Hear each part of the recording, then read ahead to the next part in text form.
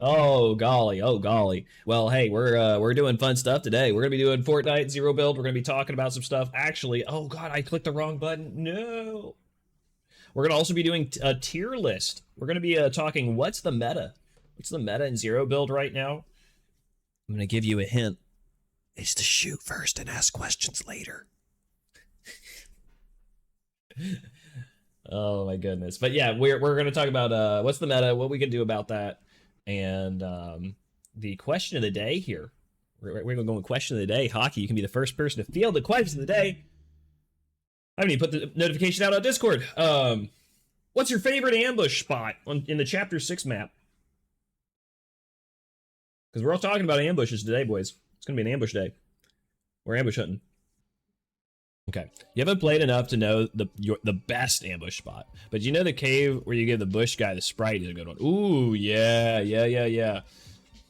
I think that you're right about that. There's a good spot there. I think that one of the things that like I find is like value is if you can kind of predict what people want in the game. Like obviously, you know, when there's medallions on the map, you're fighting for medallions, ambush medallion spots. But I think there's a lot of like hidden good spots, both for drop potential and also for kind of like ambush potential. And one of the reasons we're talking about ambushes today specifically is that I honestly think, yeah, the tunnel. I think that ambushing is going to be the like really only strat available, more or less, in this meta, just because the damage potential is so high with hit scan weapons. You're not going to miss your opening shots unless you miss your opening shots, right?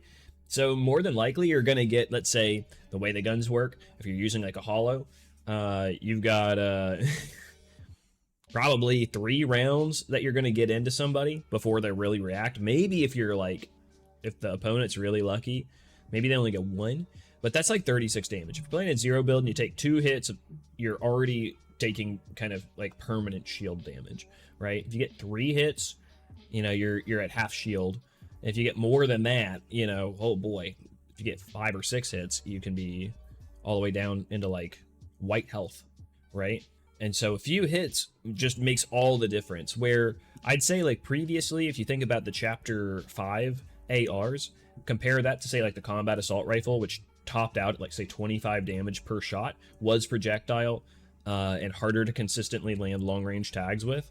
And you have a kind of recipe right now for a higher initial like opening volley or opening like skirmish side, like the going from like winning the neutral position more or less of a fight is more powerful and more important than ever, right? Especially because the mobility tools are pretty massive in this season, from katanas to void masks and cars, obviously shockwaves.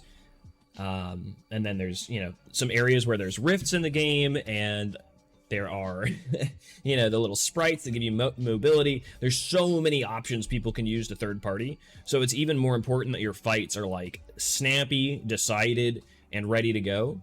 Like it's going to be more important. And I was noticing this last week when practicing was the difficulty of following certain timing patterns, right? So we've talked about like the kind of reset of a timing pattern, and we generally say if you lose sight of your opponent for more than 3 seconds, the fight has kind of started over. So I think that's a really important lesson to hold in this season, especially. Like you can definitely track people down, but let's say, you know, you're near, say, Seaside for some reason, and you go into a fight, you know, you're in kind of like a semi-urban environment. There's a lot of ways people could like third party that fight, and if you get caught running into a building to chase somebody down because you got them to half health, and then 2 or 3 more people rotate in, suddenly you're going to be on the defensive before you know it. So I think it's going to be more important to also be comfortable repositioning and disengaging like completely from fights, and not necessarily getting too tunnel visioned on chasing people down. I think chasing people down is going to be valuable, but I think it's going to be really challenging, and often it's going to be probably like lower on the expected value than it had been in previous seasons. I think that's going to be like my personal takeaways, just because again, if you're chasing somebody, you know, let's say they got a void mask and they're running away and you're void mask chasing each other, someone's going to come to that fight. And then you're, you know, tunnel visioned on your opponent for the next, say, 30 seconds or something, chasing them across the map. and someone's going to find you, and they're probably going to get an opening tag on you, and then the game's going to be like you running away, and heck, that other person you were chasing might recognize it, turn around and third party the fight, and suddenly come out ahead. You know, so I think that disengaging from fights, playing more on the ambush, and trying to finish fights like very quickly and efficiently, and then just being comfortable and saying, okay, fuck it, we grief their shields and we're just going to reposition and wait this out for a little bit. I think that like what I see in the current meta is probably more of an environment that is going to be conducive to that.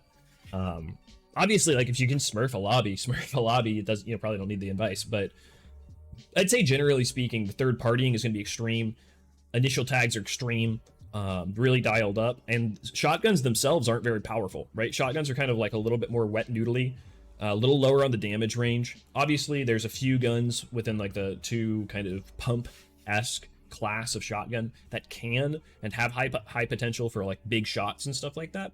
But I'd say just generally, as far as like third-party defense, a shotgun normally isn't going to be a gun that you 100 to 0 somebody with, right?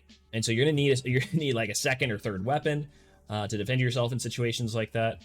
And so because of that, you can't necessarily rely on, let's say, a situation where you chase somebody down, you kill them with your AR, you're reloading your AR, somebody comes in, tries to kill you with a sword. Now you're just shotgun versus sword, or now you're, you know, scrambling to get position so you can reset and reload your weapon, etc. So, you know, obviously medallions and things that give you free reload are also going to be valuable.